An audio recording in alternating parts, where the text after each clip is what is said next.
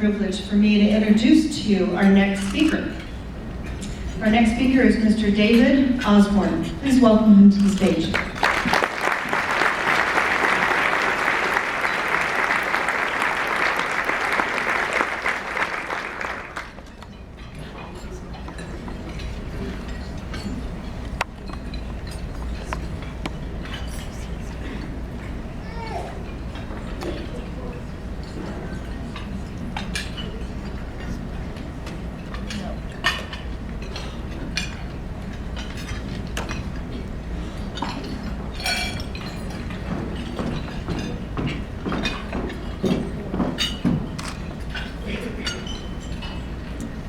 Bear with me as I read the first portion of it. Hi, I'm David Osborne. I'm 37 years old and have two older sisters, Julie and Lisa. Like my cousin Joel, who you saw in the video, I am also a twin. When my brother and I were both, Okay.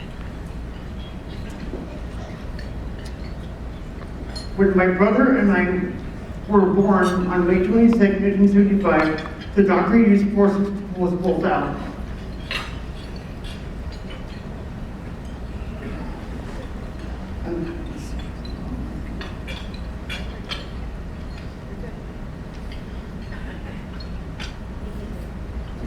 Because of this, my identical twin Gary died from a brain hemorrhage, and I have cerebral palsy. I am unable to walk on my own. I used a wheelchair since I was 7. I had delayed speech as a child, and I have some minor learning issues. Despite having cerebral palsy,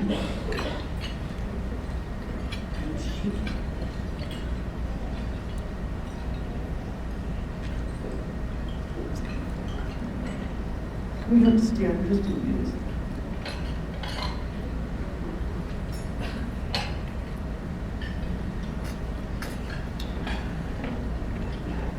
Please go forward.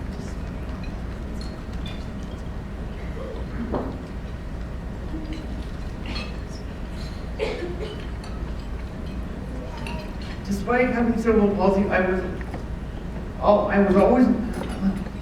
Despite having cerebral palsy, I always had a clear idea of what I wanted to do.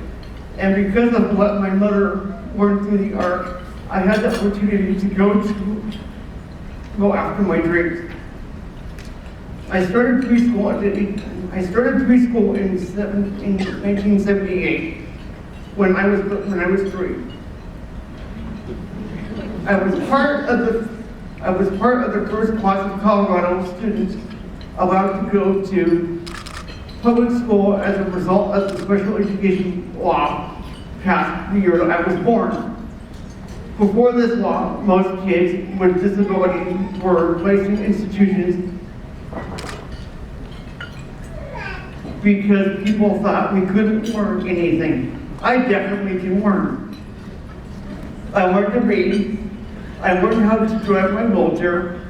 I learned how to write cursive. I went to Outdoor Lab and spent the week learning astronomy at Mount Evans. I learned Spanish and I learned to use computers. I have learned many things mostly because of the opportunity to be challenged. My mother believed I was capable of learning in a regular education classroom. So she pushed for me to leave my specialized elementary school and go to a school with typical kids for the first time when I was 10 years old. Over the next 8 years, I spent more and more time in regular education classes. Here's the last one. In eighth grade, I was even inducted into the National Honor Society.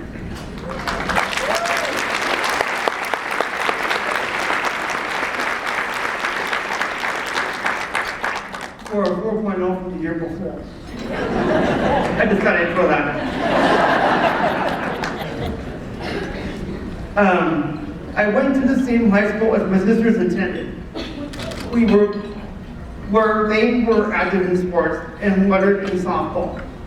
If it was good enough for them, it was good enough for me. I wanted to letter too, but I realized my options to play were limited. I found a way to get involved as the manager of the girls softball team. And I earned my letter jacket, which I still have.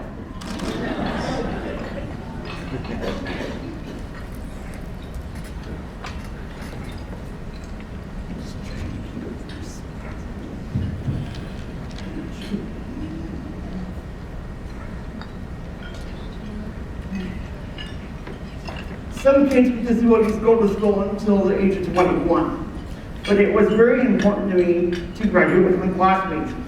And I graduated from Green Mountain High School in 1984 at the age of 18.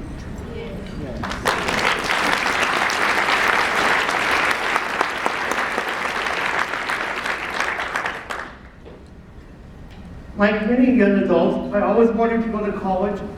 My sisters did, so why not me? I am now a junior at DeVry University with a major in computers and information systems. I've been working on computers since the 5th grade, and I just can't seem to get enough of them. I originally was going to get an associate's degree, but I had trouble with college algebra. Math is definitely hard for me, but I kept working at it. Last summer, 2011, I passed college algebra with it.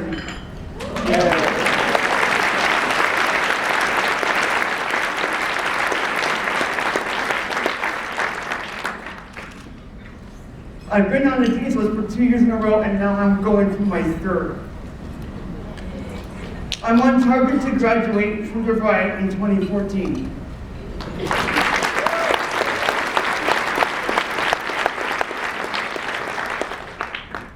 Throughout my life, oh, I forgot this. Whoops. Yeah. Okay, sorry. After 2014, and I went, and then when I graduate, I'm going to work in programming and web development. That's my major.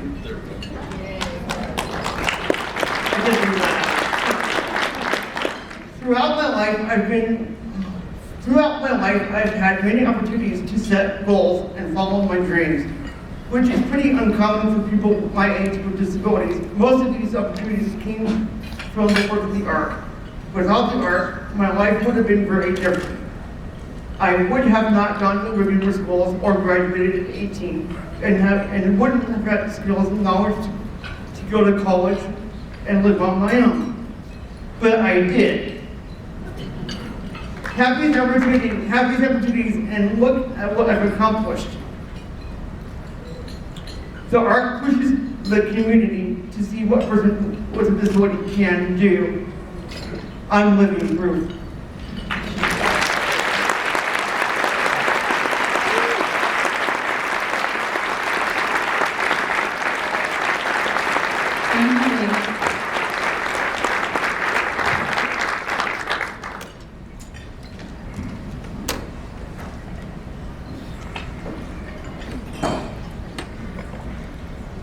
Thank you.